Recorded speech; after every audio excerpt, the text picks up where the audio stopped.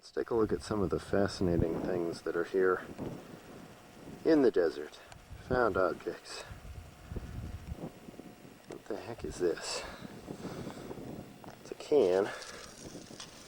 It's been beat to shit. It's a flat fixer. Fascinating, huh? Thoroughly amazing. This appears to be a shock absorber, which is badly damaged. We have another anthill here. Let's see if we can stir these guys up.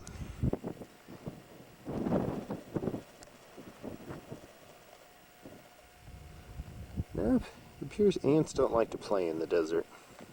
Here we have a rusty can with a hole of some sort through it.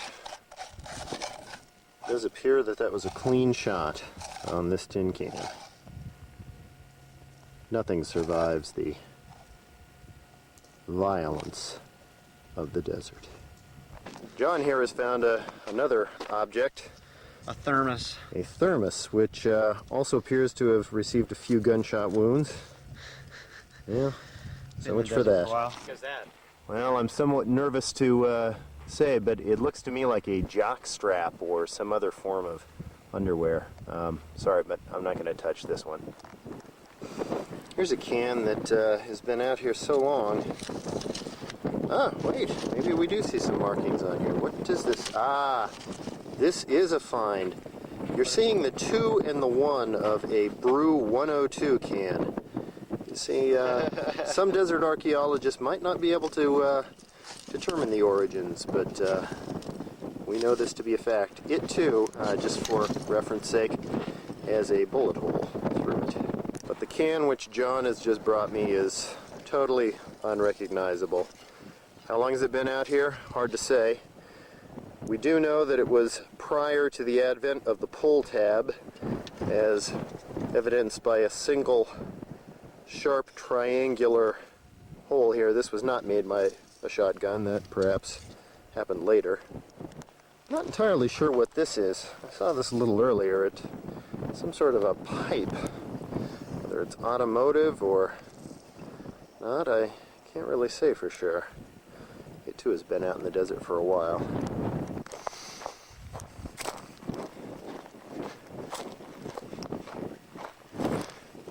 Another old can, perhaps for oil or some such nonsense.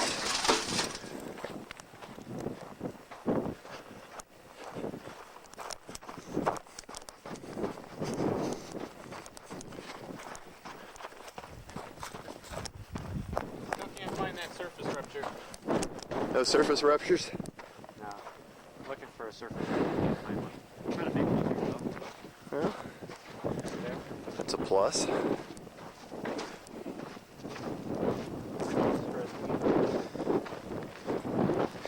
Man, these guys have been cooking.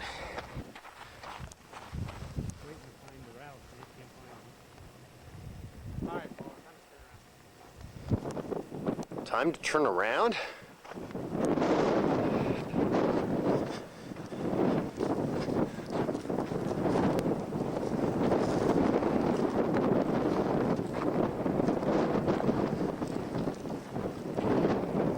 John, I just have to, now hold on, because I just did a dissertation on the triangular markings. Here we have a Mountain Dew. You'll notice that in this case, it's an early 70s vintage can prior to the laws requiring pull tabs to remain on cans. Perhaps if we looked hard enough, we might actually find the pull tab somewhere here. Unless it was made into a necklace, which then was used as a hat band, very popular also in the early 70s. Ah. Can of condensed milk. With the obviously now powdered milk flowing freely. A good shot of... Oh, now, John, that's very good, though, that you did pick this out as condensed milk. This can be told by the traditional 2 ice pick holes, which are put into the ends of the can.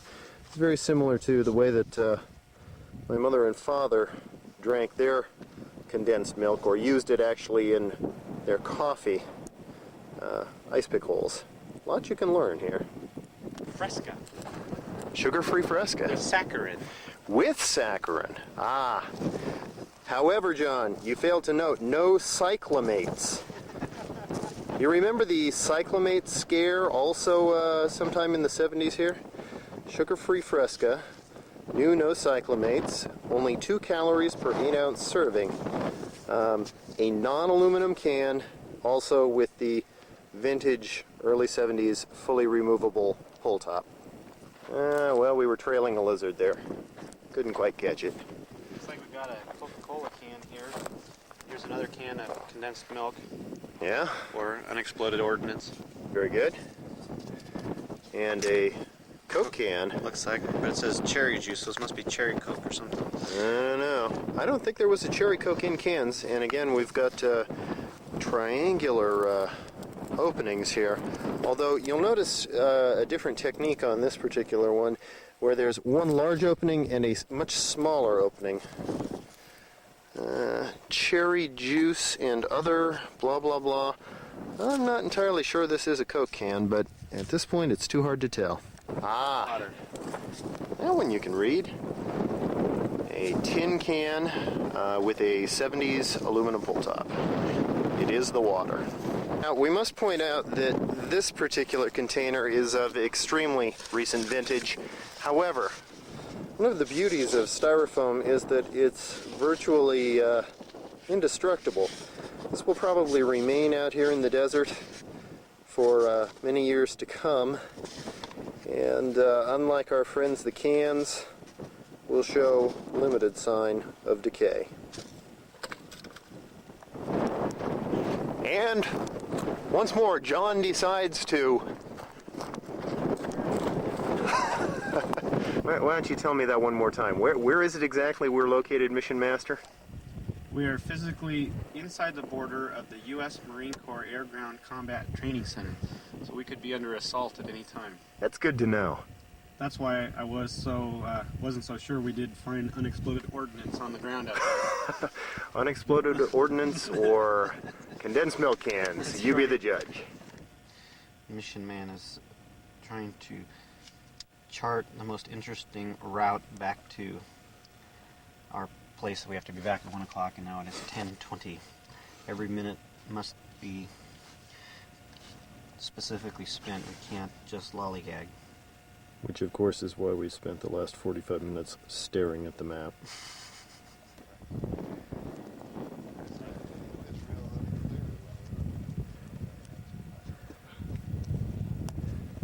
Yeah, he's squeezing it all back in there. Look at He it. is. He's getting it all in. How did you guys see him? I saw the tail from the other side. Oh. And because we walked right past and I didn't see it. We were looking down there and I was looking at the little weeds and stuff. And there his tail was. There was a lizard over there. Just hanging out. Hey, John, I can't see him well. Could you go up and pull him out for me? Just kind of stretch him out. That's vaguely reminiscent of what that other guy said. There we go, John Schmidt. Now we'll look at the view. This is awesome. Glad we came.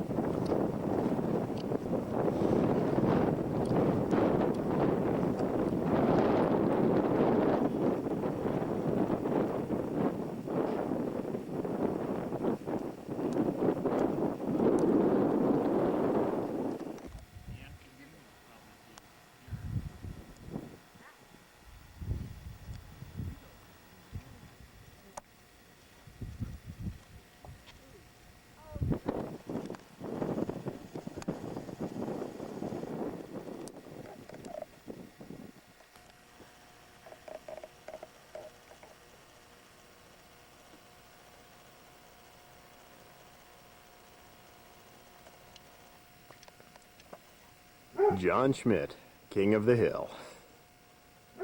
There he is. Hopefully this won't be one of those videos seen on Rescue 911.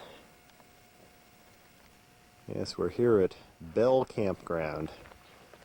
Yet another of the many missions which we have accomplished here on the June 12th mission spree in the heart of Joshua Tree. One more time, Mr. John Schmidt. Very good. Say something, Mr. Schmidt.